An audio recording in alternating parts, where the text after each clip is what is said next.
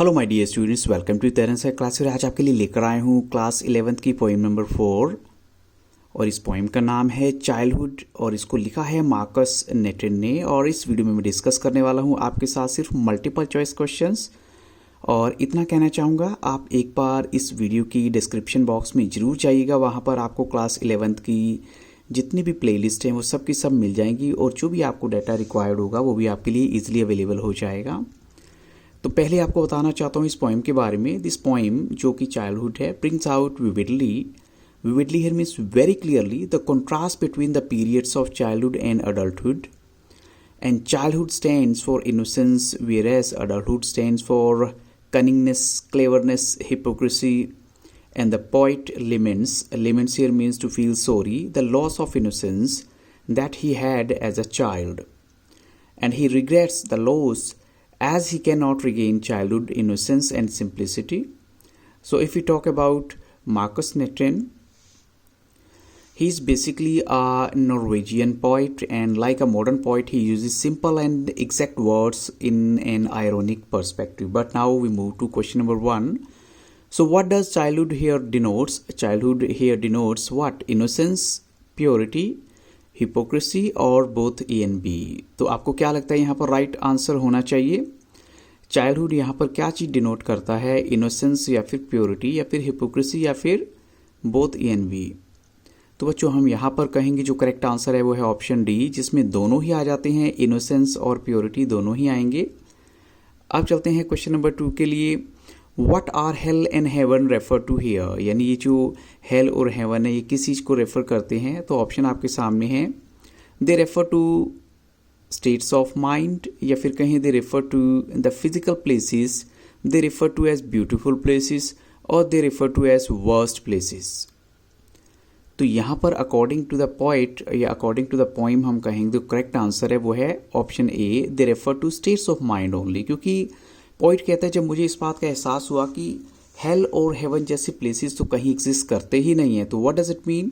They are the creation of human mind only. क्योंकि उसने geography में देखा कहीं ऐसा कुछ था ही नहीं। अब चलते हैं क्वेश्चन नंबर 3 के लिए। What kind of behaviour do the adults show? Adults कैसा बिहेव शो करते हैं? काउटियस यानी मैनरफुल, हिपोक्रिटिकल बिहेवियर, हिपोक्रिटिकल वैसा होता है जैसे वो दिखते हैं वैसे होते नहीं, केयरिंग या फिर लविंग। तो यहाँ पर हम कहेंगे जो करेक्ट आंसर है वो है जो अडल्ट्स हैं वो हिपोक्रिटिकल बिहेवियर शो करते हैं, जो कि वो दिखते हैं बट एक्चुअल में होते नहीं हैं। क्वेश्चन 4 देखिए। How do the adults seem to act? Adults जो हैं कैसे एक्ट करने की जो है कोशिश करते हैं या उनका रहता है हमेशा? जेलसी से या स्पाइट से या फिर लव से या फिर बोथ ए एंड बी। तो बच्चों हम कहेंगे एडल्ट्स हमेशा जो है वो कैसे एक्ट करते हैं? जेलसी भी होती है, स्पाइट होती है, हेटेड वाली फीलिंग भी होती है। तो यहाँ करेक्ट आंसर होगा ऑप्शन डी, जिसमें बोथ ए एंड बी दोनों ही आ जाएंगे। अब चलते हैं क्वेश्चन नंबर 5 के लिए। With what does the poet associate the adulthood? Poet जो है अडल्टहुड को किसके साथ एसोसिएट करता है, कनेक्ट करता है? तो ऑप्शन आपके सामने हैं। With innocence, with togetherness, with individuality और विद अफेक्शनेट एटीट्यूड। तो यहाँ पर जो अडल्टहुड है वो किसके साथ एसोसिएट किया गया है? वो है इंडिविजुअलिटी के साथ। यानी जैसे ही हम बड़े होते चले जाते हैं तो we start thinking about ourselves and हम अपने बारे में कॉन्शियस हो जाते हैं। तो विद इंडिविजुअलिटी यहाँ करेक्ट आंसर है। अब चलते हैं क्वेश्चन नंबर 6 के लिए। What do we not have in childhood? Childhood में हमारे पास क्या नहीं होता? Our thoughts, our possessions, our limit या फिर फ्रेंड्स।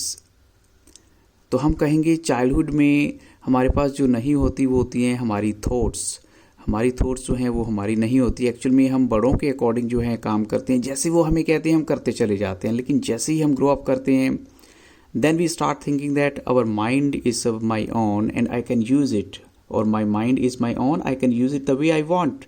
तो इससे क्लियर होता है कि जैसे ही हम बड़े होंगे तो will start doing the work according to our own will.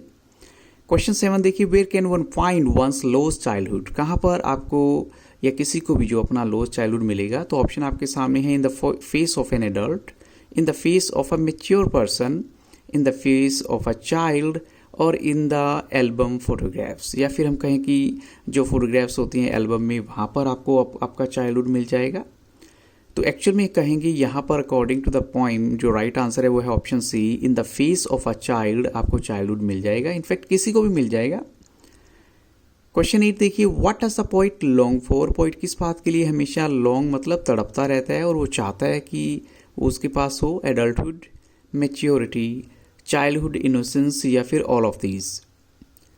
तो बच्चों हम यहाँ कहेंगे पोइट हमेशा जो चीज़ चाहता है वो है only and only childhood innocence. वो कहता है कि मेरे पास वो इनोसेंस फिर से होनी चाहिए जहाँ पर मैं एक बिल्कुल सिंपल एंड सोबर सा पर्सन बन के रहूँ, कोई हिपोक्रेसी ना हो, कोई क्लेवरनेस ना हो, कोई हेटेड और जेलसी वाली फीलिंग ना हो। तो वो चाइल्डहुड इनोसेंस है। अब चलते हैं क्वेश्चन नंबर 9 के लिए, where did the poet childhood go. But जो पोइट का चाइल्डहुड है वो कहाँ गया था। तो ऑप्शन आपके सामने है, टू एन अननोन प्लेस, या फिर to some religious place, to some forgotten और अननोन प्लेस, और to the poet's native place. तो यहाँ पर जो राइट आंसर है वो है टू सम फॉरगॉटन और अननोन प्लेस, जहाँ पोइट का चाइल्डहुड जो है वो जा चुका था इनफैक्ट। अब चलते हैं क्वेश्चन नंबर 10 के लिए, what is the present tense of forgotten. आपको फॉरगॉटन का प्रेजेंट टेंस यानी उसकी जो सिंपल फॉर्म बतानी है, सिंपल प्रेजेंट की फॉर्म। तो ऑप्शन आपके सामने है, फॉरगॉट, फॉरगेट्स, फॉरगेटिंग या फिर फॉरगेट। तो यहाँ पर जो राइट आंसर है वो क्या होना चाहिए। यहाँ करेक्ट आंसर है option D, forget is the present tense form of forgotten जो है। अब चलते हैं क्वेश्चन 11 के लिए, what did the poet realise. Poet ने किस बात का एहसास किया।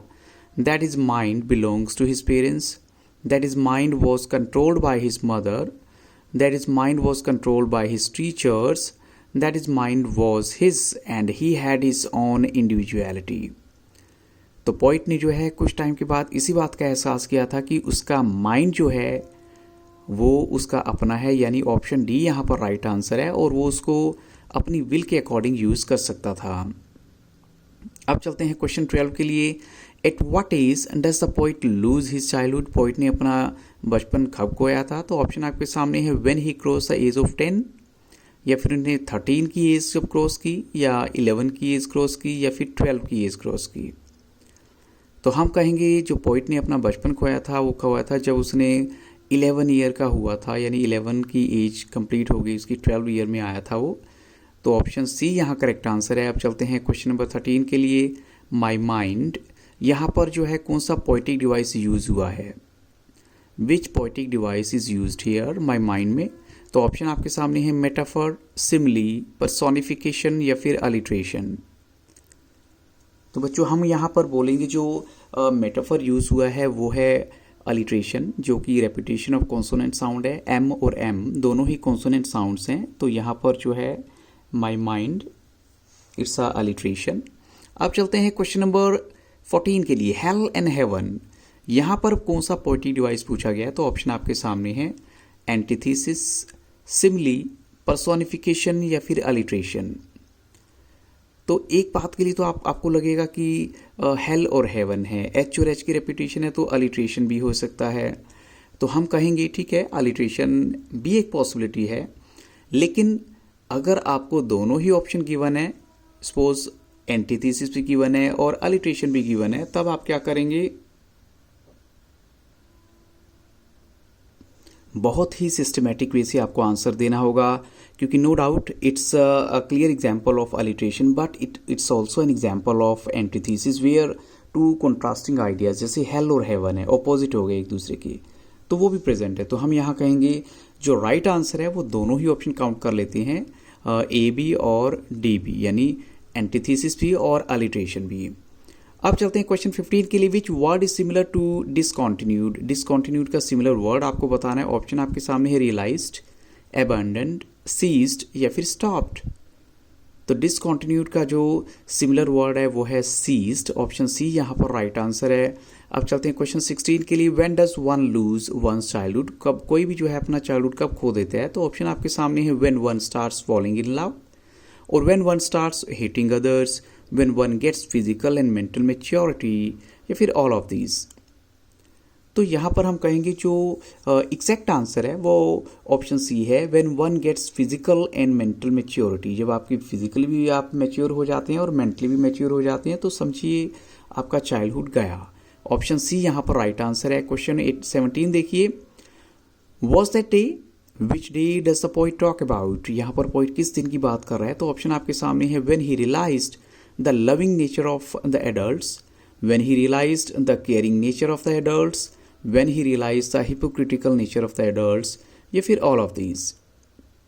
तो एक्चुअल में वो बात कर रहा है उस दिन की जब उसको एडल्ट्स के हिपोक्रिटिकल नेचर का पता चला था, यानी उसको पता लगा कि एडल्ट्स जैसा बिहेव करते हैं वैसा एक्चुअल में होते नहीं हैं।